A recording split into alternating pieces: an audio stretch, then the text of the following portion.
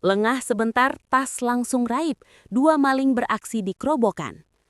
Aksi pencurian kembali terjadi di wilayah Kuta Utara. Kali ini peristiwa tersebut dilaporkan terjadi di Jalan Raya Kedampang, Krobokan, Bali, dan diduga melibatkan dua orang pelaku yang memanfaatkan kelengahan korban.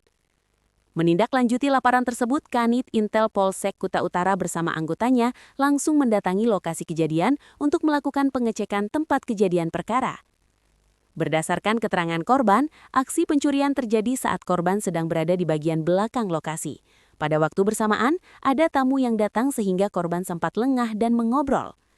Kesempatan itu diduga dimanfaatkan oleh pelaku untuk mengambil tas milik korban tanpa disadari.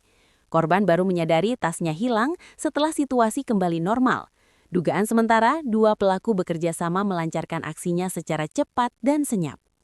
Pihak Polsek Kuta Utara memastikan kasus tersebut telah ditindaklanjuti.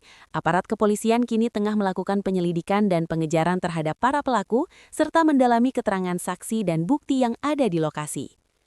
Polisi mengimbau masyarakat, khususnya pelaku usaha dan warga di kawasan padat aktivitas, agar selalu meningkatkan kewaspadaan, tidak lengah terhadap barang pribadi, serta segera melapor ke pihak berwajib apabila mengalami atau melihat tindak kriminal.